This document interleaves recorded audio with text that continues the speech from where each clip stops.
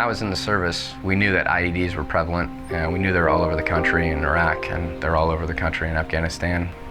You never think that it's going to happen to you, and then it does. I was very fortunate where my burns were very, very small first-degree burns. They heal. But there are less fortunate soldiers out there that are fighting today that go through IEDs who don't have the same circumstances. And they spend months, if not years, in the burn unit. When somebody gets severely burned and they have disfigurement, every single day they have to go and look in the mirror and look at somebody new, identify themselves in a new form, and then they have to overcome that and live their life. The simplest thing we can do is support them and empower them. There's a whole lot more people who are badly burned than there were in the past because they lived. And those survivors now have these bad scars. So one of the big research pushes that I've been driving and others around the country is, what about scar? And how can we manage this? People ought to be able to live their life and do whatever they want to do with whatever they've got. It's the same thing with prosthetics. We want the same thing for burns. You know, back in the Vietnam era, there was a lot of limbs being lost, and that's when the advancements of prosthetics started really hitting home. And today, when you see a prosthetic, somebody puts a pant leg over it, and you can't tell. The advancements are incredible, but we're not there with burns at all. Sons of the Flag, in its infancy, started just to help one person. And there were so many patriotic people around the country that jumped on board to help us in the initial phase.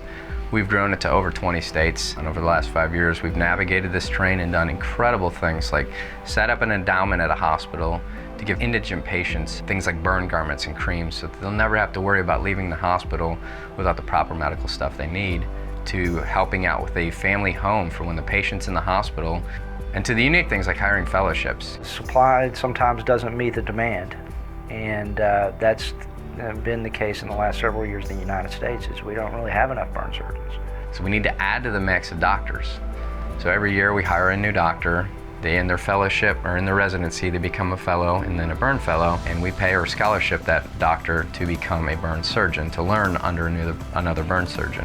What the Sons of the Flag does is really a scalable activity, right? So Sons of the Flag pays to train another burn surgeon. That guy or that girl is going to take care of thousands of burn patients. What we really want to do as we grow this organization is to be able to help individuals who have endured a burn injury and their families go through it as smooth as possible with the best overall outcome. Sons of the Flag is making a real difference in people. You know, many of my patients are all the time said nothing but good things about what Sons of the Flag has done for them.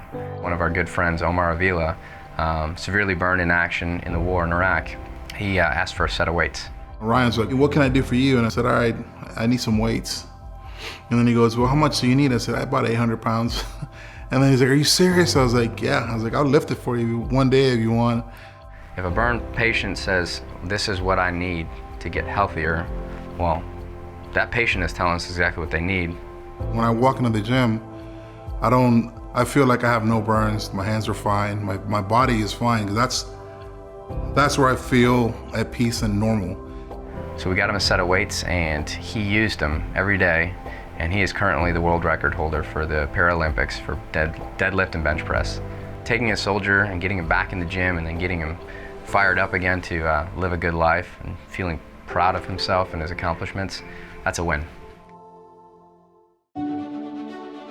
To all our donors, you know, both the private donors to the corporate sponsors, we would not be able to carry out the plan of attack without their financial support. Sons of the Flag has seen the need, and they're meeting it.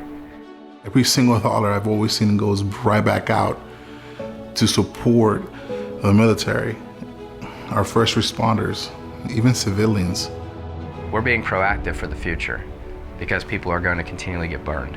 Until we reach no deaths, no scar, and no pain, we still got a long way to go. You've got to recognize these people were hurt defending me, and so I need to give every effort I can to help them. Our hope at Sons of the Flag is that 40 years from now, people say, you know what, during these wars that we're in currently, a team of people stepped up to the plate to help burn care, so that today, 40 years from now, they don't have to deal with the lifelong injury and the scarring. working with Sons of the Flag reminds me of how good people can be.